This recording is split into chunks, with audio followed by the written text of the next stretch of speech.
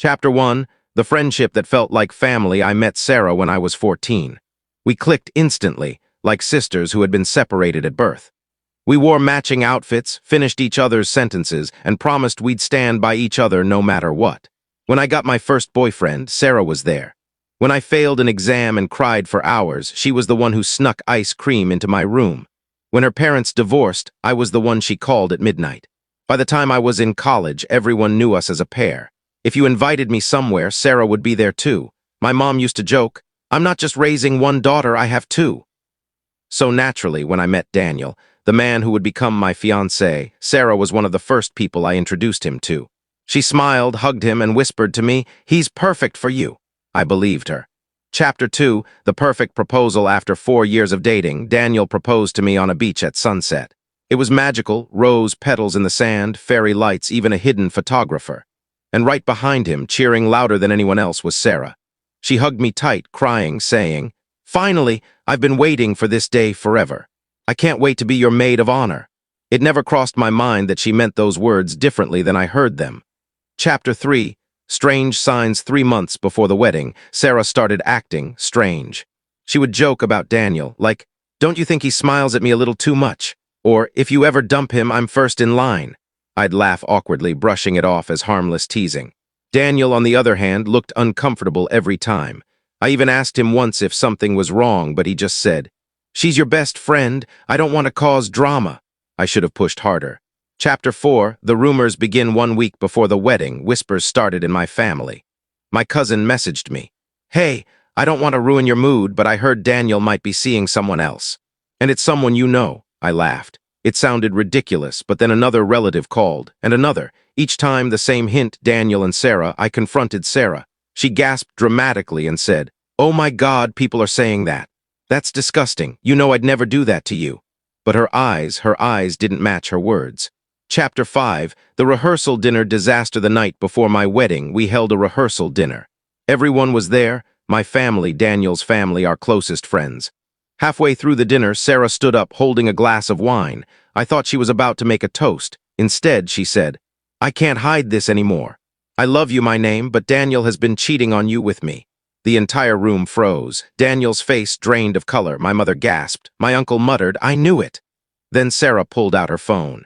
She showed screenshots, messages between her and Daniel, flirty, romantic, explicit. I felt like my heart was ripped out of my chest. Daniel tried to grab the phone, stammering, "This is fake. I never sent these. Please, you have to believe me." But the damage was done. My relatives avoided my eyes. My mom quietly asked if I wanted to cancel the wedding. I looked at Sarah, my best friend, smiling through fake tears. That's when I knew. Something was very, very wrong. Chapter 6, Sleepless night. That night, I didn't sleep. My phone buzzed with texts, friends asking if the wedding was still on, relatives offering condolences. But instead of crying, I opened my laptop. I started digging. Sarah had sent herself the screenshots. I noticed something odd. The font looked slightly off. So I downloaded the same app Daniel used for texting and realized those screenshots could easily be faked using a free editing app. Then Daniel showed me his phone records. Every night Sarah claimed he was with her. He had call logs with me, receipts from restaurants, even a video chat screenshot where we were online together. The more I dug, the angrier I became. She wasn't just jealous, she wanted to destroy me. Chapter 7, The Wedding Day. Revenge. On the day of my wedding, I almost canceled. But then I thought, no, she tried to take everything from me. I won't let her win. The ceremony began. The church was half empty. Many guests had already chosen sides, believing her lies. And then Sarah walked in wearing a white dress, like she was the bride. People whispered, but she just smiled, sitting proudly in the front row. As I walked down the aisle, my hands shook, not from fear, but from rage. The priest began, "If anyone here has an objection, speak now or forever hold your peace." Sarah stood up instantly. "I object. He's cheating on her with me." Gasps echoed across the church. Daniel tried to protest, but I raised my hand to silence him. "Actually," I said, my voice steady, "I have something to share too." I handed my maid of honor's speech notes to my cousin, then walked to the projector screen we had set up for photos. But instead of a slideshow of childhood memories, I loaded the evidence. One by one, I showed the truth. The fake editing app Sarah had used, screenshots of her editing files saved to her cloud drive, call logs proving Daniel wasn't with her, timestamped videos of me and Daniel together at the exact time she claimed they were meeting. The room turned against her instantly. Gasps turned to whispers, whispers to stares. Sarah's face twisted. She screamed, "You don't understand, he should have been mine, he was supposed to choose me." And then, like the coward she was, she ran out. Chapter 8. The aftermath. The wedding went on. It wasn't perfect. Half my guests had already left, poisoned by her lies, but the people who truly mattered stayed. Daniel and I said our vows, tears streaming down both our faces. Later, I learned Sarah had been obsessed with Daniel from the moment we started dating. She thought if she ruined me, she could have him. I blocked her on everything. My family disowned her. She tried to spread more lies online, but no one believed her anymore. Chapter 9. The return. I thought cutting Sarah out of my life would be the end. But 2 weeks after the wedding, a package arrived at my door. No return address. Inside was a torn piece of my wedding dress, stained with red lipstick. A note was attached. "Enjoy your happily ever after. It won't last." Daniel wanted to call the police. My mom begged me to change my locks. I did both. But deep down, I knew this wasn't over. Sarah wasn't gone, she was waiting. Chapter 10. Whispers online. At first, I ignored it, but then friends started messaging me. "Why is Sarah posting about you?" She had made anonymous accounts spreading lies, claiming Daniel was abusive, that our marriage was fake, that I forced him into it. The worst part? She uploaded a video of her crying, saying, "I tried to warn her, I tried to save her, she doesn't see how dangerous he is." The video went viral among our circle. Some people started doubting me again. Daniel held my hand and said, "She's trying to break us. Don't let her win." But late at night, I scrolled through the comments. Doubt has a way of digging into your brain, even when you know the truth. Chapter 11. The unexpected meeting. One evening, I came home from work and froze. Sarah was sitting on my porch. She looked broken, messy hair, bloodshot eyes, clutching a photo of Daniel. "I just want to talk," she whispered. I didn't let her inside. I stood at the door while Daniel called the police. Before they arrived, she leaned close and said, "You think you won, but you'll see. He'll come to me eventually. They always do." Her voice was so calm it chilled me more than her screaming ever did. Chapter 12. The restraining order. We filed for a restraining order. For a while, it felt like peace. No packages, no late-night calls, no social media posts. I let myself breathe again. Daniel and I started building a life, planning a honeymoon, decorating our new house. For the first time, I felt hope, but Sarah wasn't finished. She never was. Chapter 13. The honeymoon. Horror. On our honeymoon, we checked into a resort 3 states away. It felt safe, untouchable, until the third night. We returned to our room to find the door slightly open. Inside, everything looked normal except for one thing. On the pillow was a wedding photo of me and Daniel. Across my face in red ink was written, "He's mine." The hotel swore they didn't see her. Cameras showed nothing, but I knew somehow she had followed us. Chapter 14. Breaking point. That night, I broke down. I screamed into Daniel's chest, shaking with rage and fear. "Why won't she stop? Why me? Why us?" He held me tightly and said something I'll never forget. "Because she's lost. And when someone has nothing left, they try to take everything from those who do."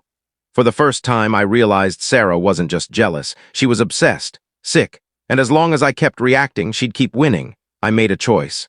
I wouldn't hide anymore. Chapter 15. Silent healing. After the chaos of Sarah's last breakdown, life felt strangely quiet. For the first time in months, our home wasn't haunted by constant fear. Daniel would often hold my hand and remind me, "We're stronger than this. She can't control us anymore." I tried to believe him. Some nights I still woke up shaking, expecting to see Sarah outside the window. But slowly, our laughter returned. We cooked dinners together, watched late-night movies, and spoke about our wedding with real excitement. My friends and family kept telling me how relieved they were to see me smiling again. Even I began to think, maybe this nightmare was finally ending. Yet in the back of my mind, I carried a weight. Sarah had vanished too suddenly, too quietly.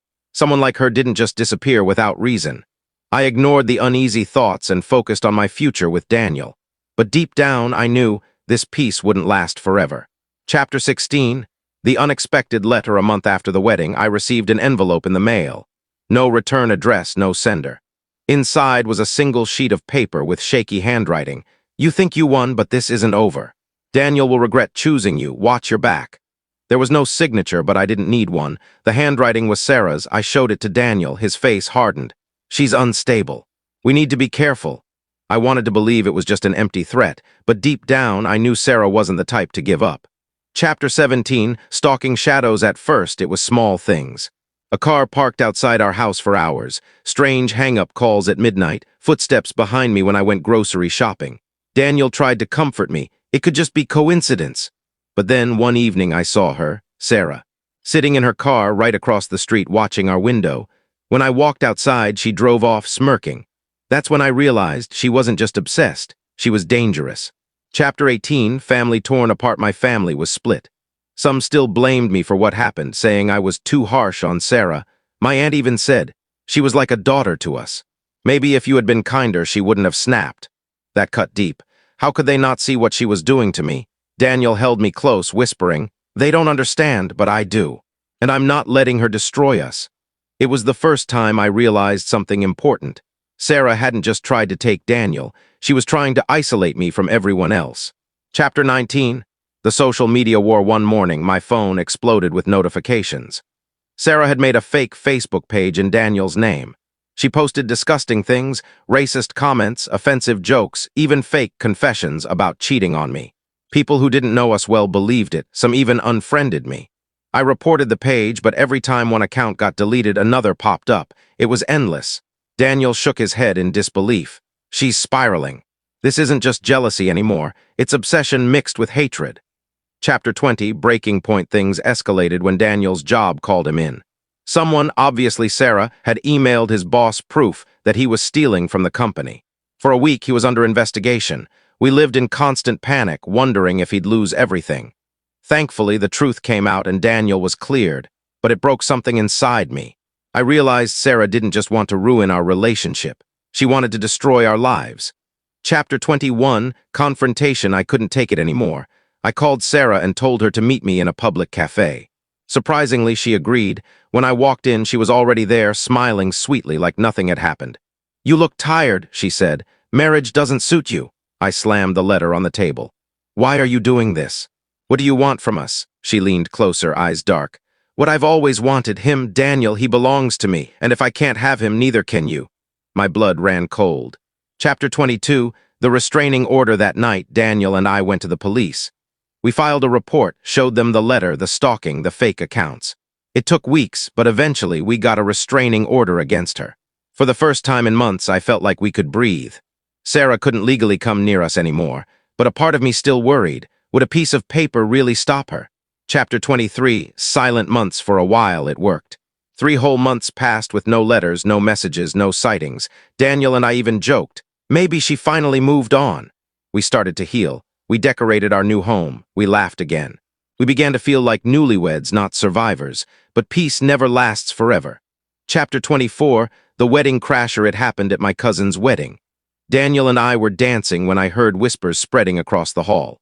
She's here. Oh my God, isn't that her? I turned, and there she was. Sarah, dressed in red, smiling, holding a champagne glass like she belonged.